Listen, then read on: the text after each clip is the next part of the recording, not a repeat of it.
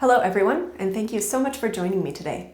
My name is Rose Wollman, and I'm going to talk about tango style, technique, and phrasing in Piazzolla's Grand Tango.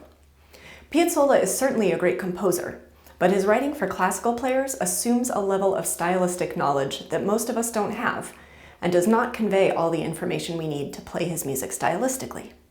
My aim with this lecture is to give you some of the information and context you need to interpret Piazzolla's writing like a real tanguero. First, a little history. Tango, like most good music, dance, and food, was created by poor people. It developed in the working class neighborhoods of Buenos Aires and Montevideo around the turn of the 20th century, and the dance and music developed alongside each other. More than anything, tango music is characterized by the bandoneon. Bandoneons are a type of concertina instrument with bellows and reeds that create the sound, controlled by buttons on either side. This is the instrument that gives tango its distinctive timbre.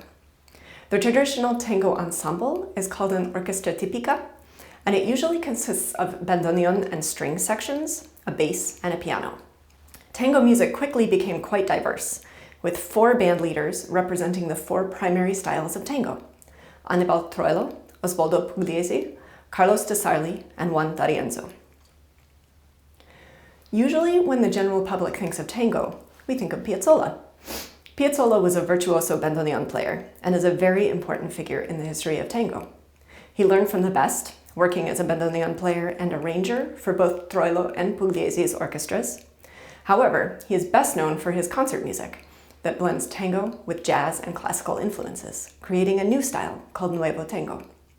Until Piazzolla, tango music was almost exclusively created and performed for dancers. Piazzolla brought it to the concert stage. Piazzolla wrote music for tango ensembles like his orchestra típica, quintet, and sextet. He also wrote for more traditionally classical ensembles like string orchestras and various small chamber ensembles. The piece we're going to be looking at today is of this latter category, Le Grand Tango, for cello or viola and piano. Piazzolla wanted to be taken seriously as a classical composer, and he studied composition with Alberto Ginastera and Nadia Boulanger. He was also an accomplished pianist. For a while, he tried to keep his classical and tango worlds separate, but it was actually Boulanger who urged him to embrace his tango roots and use his classical training to write tango-style compositions. Following his time with Boulanger, Piazzolla wrote a great deal of music for classical ensembles, a string quartet, piano quintets, duos for various instruments, symphonic music, a bandoneon concerto, and even an opera. Piazzolla wrote Le Grand Tango in 1982 for the cellist Mstislav Rostropovich. Rostropovich recorded it in 1996, and I'd like to play a little of that recording for you because I think it demonstrates my argument that Piazzolla's writing does not convey all the information a classical player needs to play this piece stylistically. Here's an excerpt from the last section of that piece.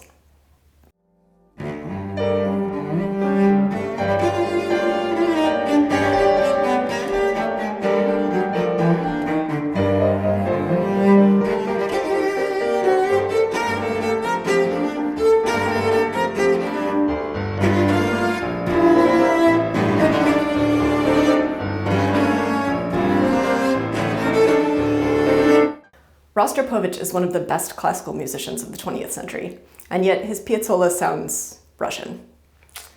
Now let's talk about the stylistic elements and performance techniques that can make this piece sound authentically tango. To understand how to play this piece, we need to understand how to play tango melodies. Ramiro Gallo is one of the most respected tango violinists working today, and he wrote a book called The Violin in Tango, which thoroughly discusses tango performance practice in general and string techniques in particular.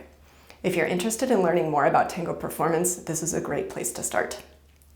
Gallo says that melodies in tango fall broadly into 2 categories, rhythmic and expressive. Rhythmic melodies are characterized by strict tempo and adherence to the written part, lots of percussive articulation, very short slurs or no slurs at all, syncopations, and tango effects, which we'll get to later. Expressive melodies, on the other hand, are written with lots of slurs, usually indicating phrasing rather than bowing. They use extensive fraseo, which is basically the tango term for rubato, and they are often heavily ornamented. Here's the viola part of Le Grand Tango. I've marked the rhythmic melodies in yellow and the expressive ones in purple. And if we look through, we can see the difference pretty clearly. So let's start with rhythmic melody. Before we look at specific examples in the Grand Tango, here is one D'Arienzo's orchestra playing Loca.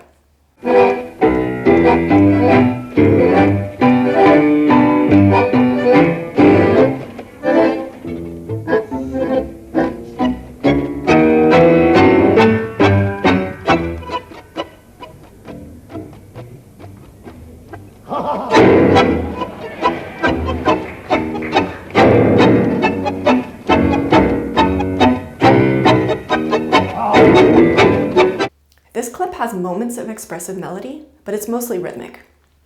Articulation is one of the major differences between tango performance practice and the classical music we spend most of our time playing. Notes are extremely short and accents are very sharp. You can tell that the violins are working really hard to match the articulation of the bandoneons, and they spend a lot of time way down at the frog. Bandoneon and piano both have a naturally sharper articulation than string instruments. So as string players, we have to work harder than we're used to match it. If you've ever played chamber music with an oboe player, you kind of know what I'm talking about. The sound is much more on or off than we string players do when left to our own devices. Because bandoneon is one of the formative instruments in tango music, this aesthetic is baked into the style and should be used whether you're actually playing with a bandoneon or not. To illustrate this, here's an excerpt from Piazzolla's L'Histoire de Tango, played by the violinist Suarez Paz. This piece is for violin and guitar, but Paz is very careful about his articulation. Notice where he is in the bow for almost all of this excerpt.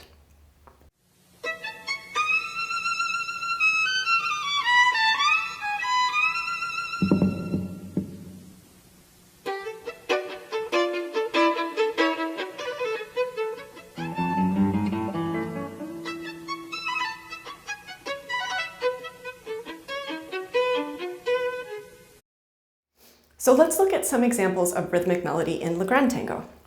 This is the passage you heard Rostropovich play earlier. As you can see, there are lots of staccatos, accents, two-note slurs or hooks, basically all of the hallmarks of rhythmic melody. First, let's talk about accents. Accents in tango are not the same as accents in classical music, even for composers like Stravinsky. In tango, the note after an accent is almost completely swallowed, and if the accent is on a longer note, it indicates a fast decay in the note. Here's the passage from bars 193 to 201 as an example.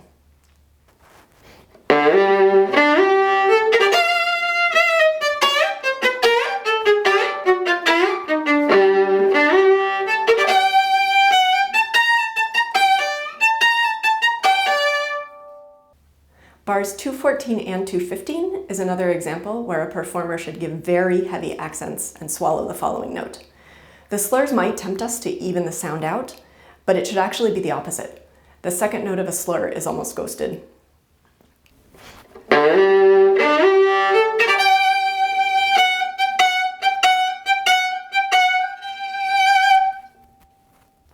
Now that we've discussed this articulation a little, here's that passage with the piano part.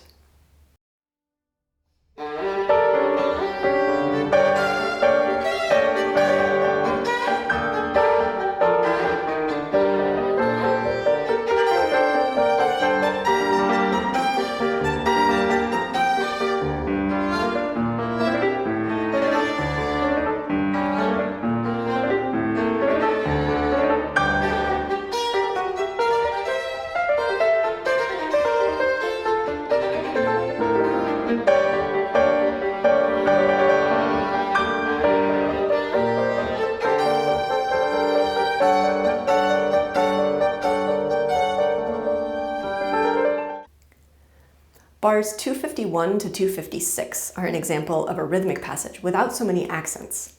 Even though this passage is a little lighter and more playful in character, notes still need to be super short and articulate.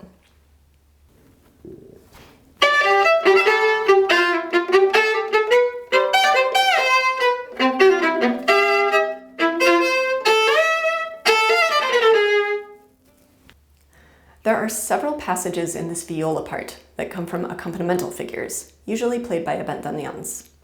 Looking at these excerpts, the third passage is not quite the same as the others, but they all have similar characteristics and similar performance techniques.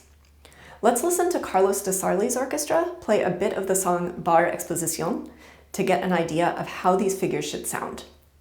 Listen for a predictable pattern of crescendoing pickup notes that are tied into heavily accented strong beats, followed by extremely short notes.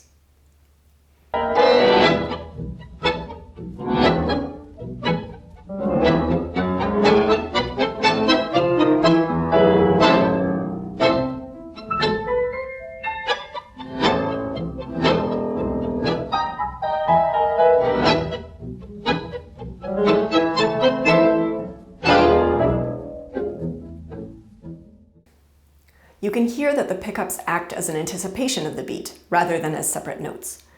The start of the pickup is purposefully obscured to give even more emphasis to the arrival beats. As you can see looking at the Grand Tango, Piazzolla puts sforzandos on the eighth note pickups in these passages, but you can hear from the de Sarli recording that the emphasis should actually be on the beat rather than the pickup. Also, the arrival chords should all be much shorter than printed, more like an eighth with a staccato. Let's look at Bar 202 as an example. Without any other context, a classical player would probably play this passage something like this.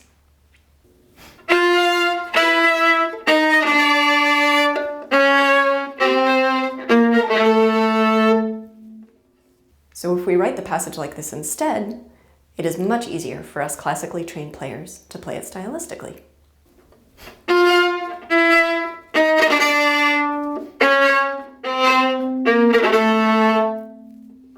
The long passage from 263 to 290 is exactly the same, but 247 to 250 looks a little different on the page. I made the artistic decision to add the top note as a double stop to the bottom and leave out the slide, making it the same type of figure as we have in these other two spots. Bars 257 to 262 are a little different, but the same principles apply. The accents are very sharp and the unaccented notes are almost swallowed.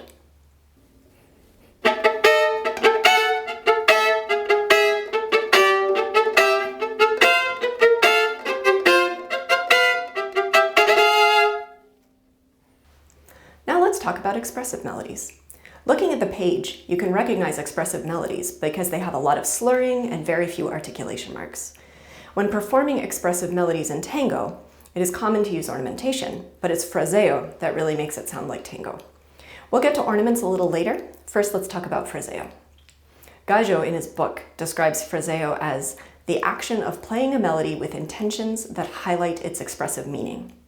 Basically, fraseo is tango rubato, but closer to the sense that Leopold Mozart meant it, where the melody has freedom but the accompaniment stays steady. Fraseo can be subtle or extreme, but the use of fraseo in a characteristic way is a great deal of what makes tango sound like tango. To demonstrate this, let's look at Piazzolla's Adios Nonnino. Here is the violin part as written by Piazzolla, and I'm going to play videos of two different versions. First, here's cellist José Bragato playing this melody.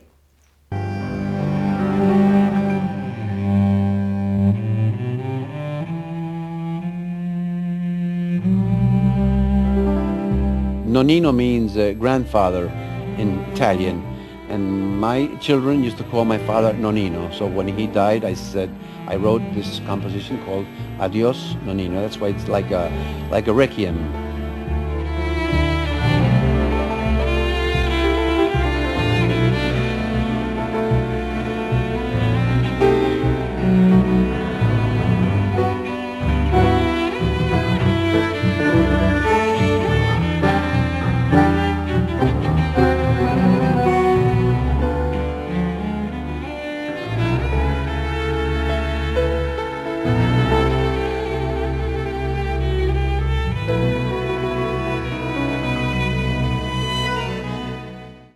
And here is Suarez Paz.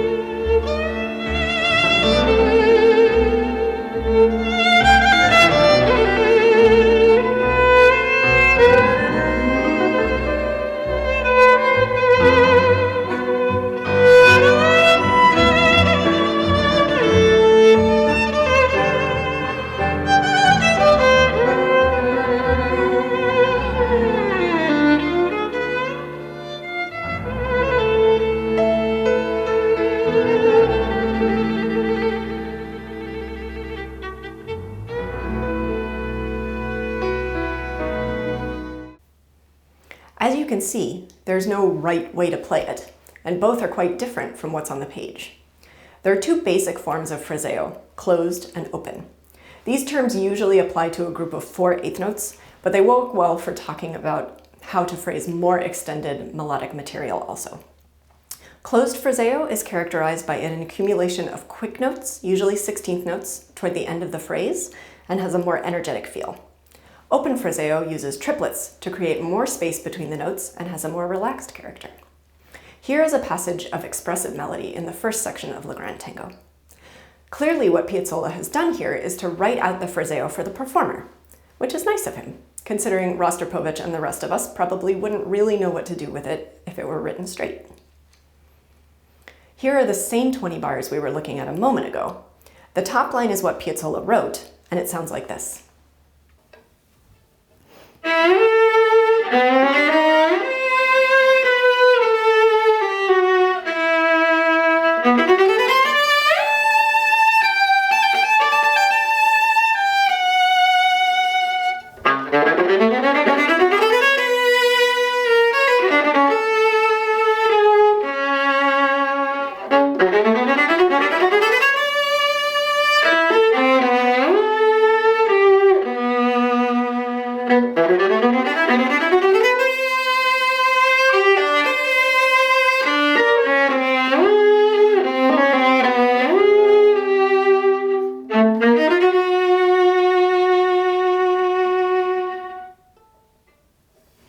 The bottom line is what Piazzolla might have written had he been writing for Suarez Paz or Jose Bragado rather than Rostropovich. As you can see, most of the phraseos he writes are closed phraseos, where notes are played late and fast. As I was learning this passage, I found the constant use of closed phraseo to be a little monotonous and frantic sounding. My solution was to swap some of them for open phraseos, giving the passage more rhythmic variety and more expressive push and pull. So now you can see my changes in the bottom line, and this is how the passage sounds as I play it.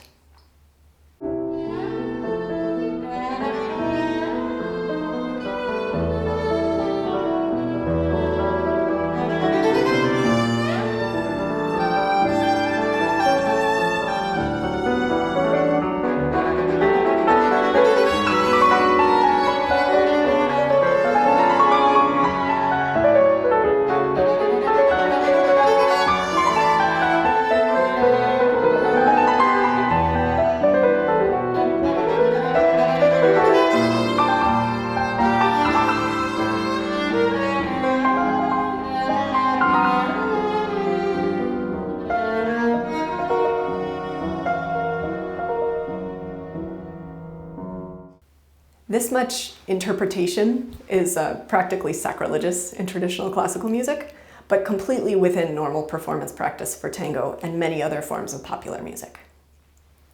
Now let's talk about ornaments. Ornaments are a big part of the interpretation of tango music, and they are different depending on whether they are embellishing rhythmic or expressive melodies. In rhythmic melodies, ornaments tend to be written out, they usually emphasize downbeats, and they're usually played very short and sharp.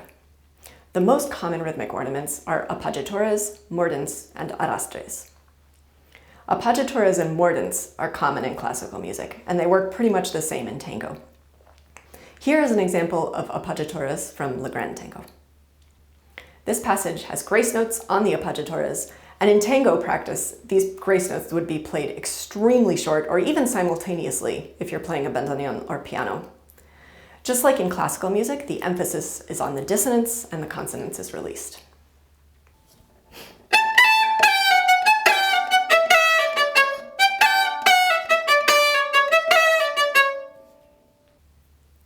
Mordents are also a familiar ornament for classical players. If we look at bars 193 to 216, we can see them written two different ways in the viola part. In bar 195, it's written with the squiggle symbol, and in bar 206, it's written out as a triplet 16th notes. Practically speaking, these two ornaments are the same.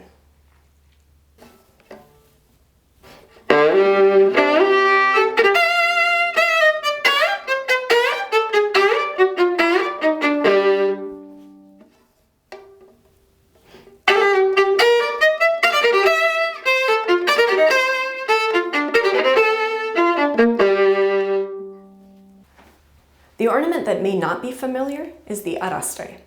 The Spanish word arrastre means drag, and there's actually an ornament in tango dance as well called an arrastre, where dancers drag their feet. An arrastre in tango music is an anticipation of a note, either in sound or pitch or both, and is used to accentuate a note of a rhythmic pattern. There's a very wide range of arrastres that performers use depending on context. This ornament is most common in accompanimental material, particularly in the bass. Here's a clip of Piazzolla's quintet playing Verano Porteño. If you listen to the bass player and later the pianist, you'll hear that they're putting an arrastre on every other beat.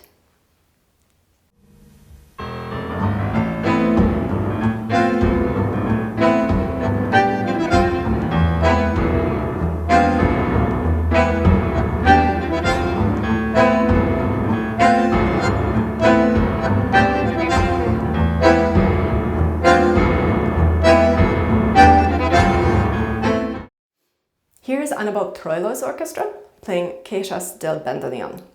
In this clip, the arrastres are in the bandoneon parts, and they are emphasized a little differently than the Piazzolla example.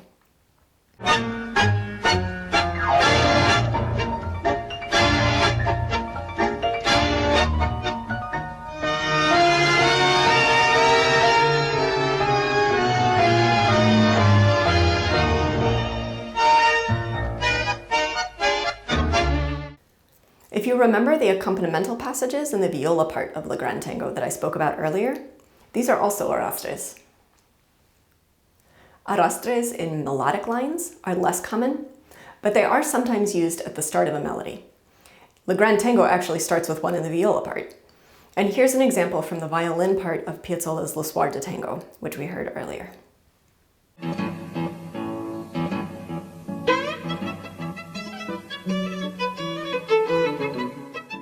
Expressive melodies use some of the same ornaments as rhythmic melodies, but they also have their own. Appoggiaturas are used in expressive melodies, and the dissonant note is even more exaggerated than in rhythmic melodies. Portamentos are another common ornament for expressive melodies. Portamentos are familiar to classical players, so I won't spend a lot of time explaining them, but tango portamentos have some specific traits. Ascending portamentos are usually new finger shifts, meaning the slide happens on the arrival finger, and descending portamentos are usually old finger shifts. For both, the slide itself is usually small, only about a half step. Portamentos are also used between two of the same note, either on the same string or going from a higher string to a lower string. Here is Suarez Paz again, playing Piazzolla's Malanga del Angel, using pretty much every flavor of portamento you can imagine.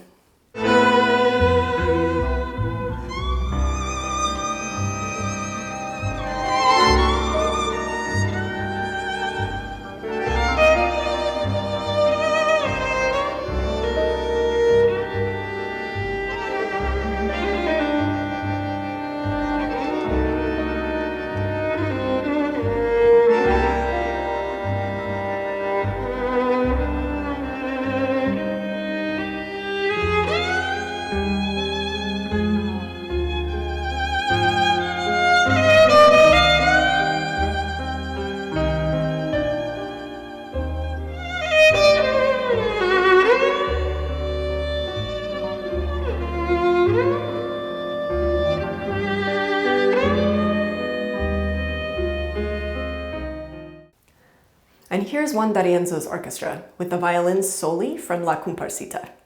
This is a section solo, and they have clearly worked out the exact phrasing and ornamentation, including the portamentos.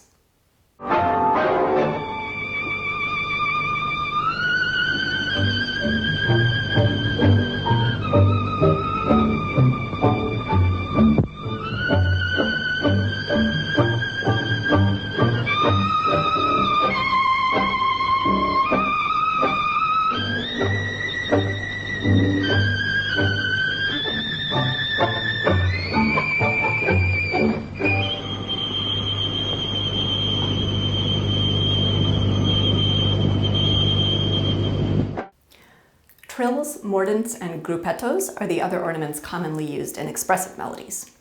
Trills and mordents, again, are familiar to classical players, but gruppetto might be a new term. A gruppetto is basically a slow turn, often played with separate bows. And here's how it sounds.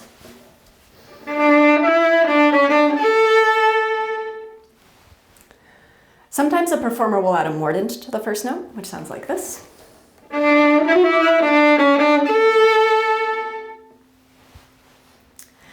And here's a passage from Resurrection del Ángel with a lot of good examples of these ornaments.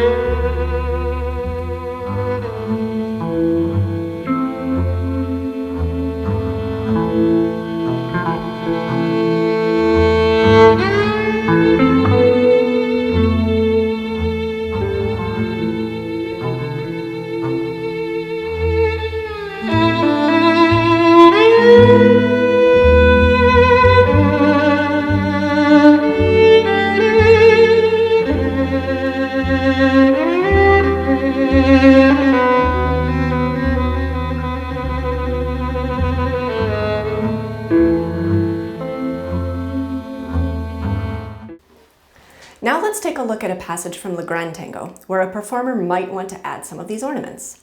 This is toward the end of the slower middle section of the piece. Piazzolla has written some ornaments out, and I add some extra ones that you'll hear. Here's how it sounds.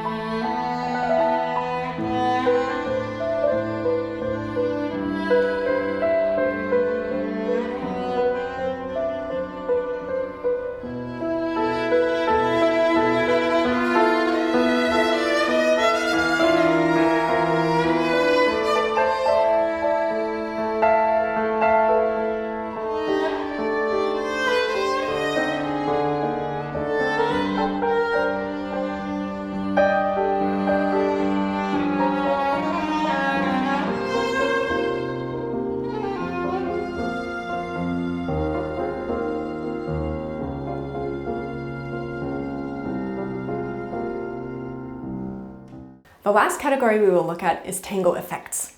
This is a fun part, so if you have your instrument handy, we can try some of these together. First, let's try a chicharra. Chicharra means cicada and is meant to imitate the insect chirp.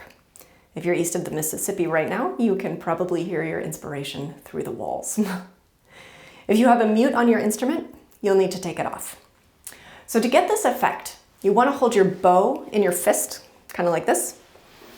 Then you place your bow right at the frog on the winding of the D string.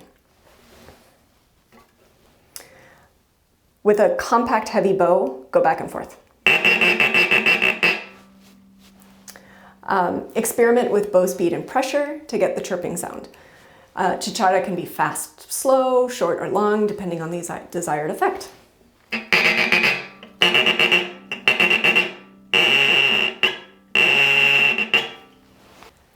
Next, let's try a few percussive sounds. Tambor means drum and is a kind of unpitched pizzicato.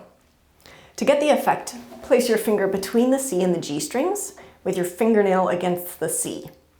Make sure it's touching enough so that you don't get a C pitch, but not so hard that you get a different pitch. The pizzicato can be played with a single finger or more fingers for kind of a drum roll effect.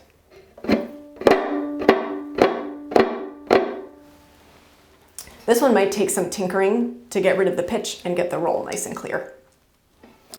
Golpe de caja translates to box slap and probably doesn't need much more explanation. You can tap the instrument wherever it gives you the sound you're looking for. The lowest pitch and most resonance will come from the belly and the back of the instrument.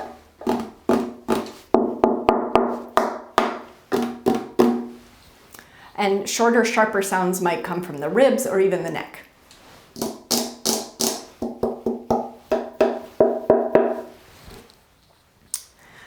You can use your thumb, your fingertips, your knuckles, whatever you want to get the sound that you're looking for.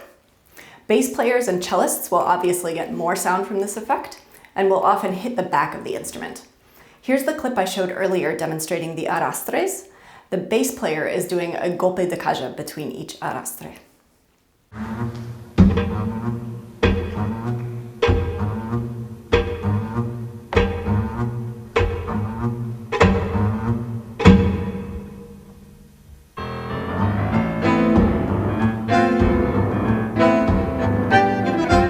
One thing to remember about percussive effects is that they should be used strategically.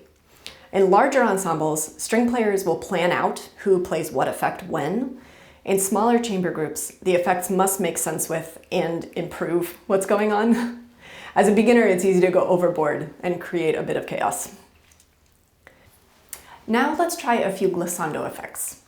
First, let's try the latigo or whip. The ascending latigo is usually done on the top string and is a very quick glissando. It should start and end without a clear pitch, and it should be done up bow, so you can whip the bow off the string at the end.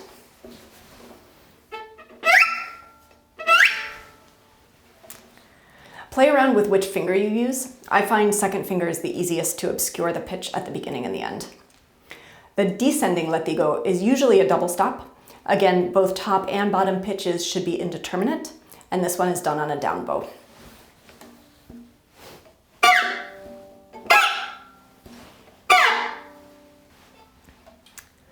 The last effect we will try is the serena, which is exactly what it sounds like. It's usually a minor or major sixth, performed on either the A and D or the D and G strings. It starts with a short gliss up, followed by a long, slow gliss down.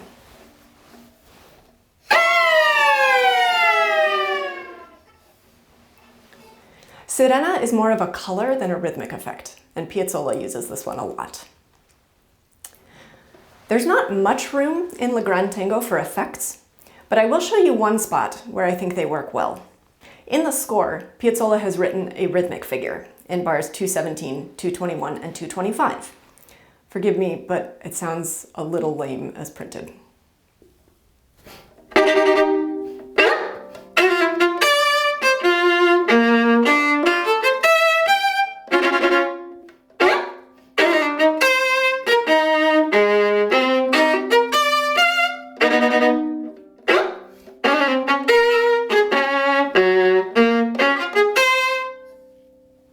I basically kept the rhythm as Piazzolla wrote it, but I decided to use chichara on the downbeats instead of the 16th note double stops, and an ascending latigo on the fourth beats, instead of the double stop glissando.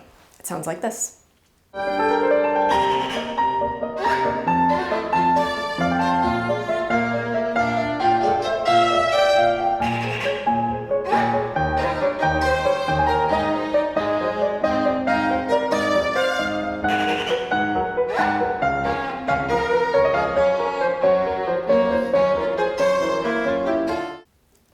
You could just as easily use golpe de caja instead of chichara and a descending latigo or tambor on the fourth beats, or you could make up something else entirely. I think there's a lot of freedom to be had in these three bars, as long as it's well thought out. I hope the next time you're playing Por una cabeza for a wedding or looking at an arrangement of Oblivion, you have a better idea of how to play it like a true tanguero. I'm working on an edition of Le Grand Tango that incorporates the things that I talked about here, as well as changes to the piano part, to make it easier for classical players to perform it stylistically. If you're interested, please get in touch with me. And now, without further ado, Le Grand Tango. This was part of a recital Claire Longendijk and I gave at the University of Chicago in February 2020. This was one of my last concerts before lockdown and right after my last haircut. I hope you enjoy it.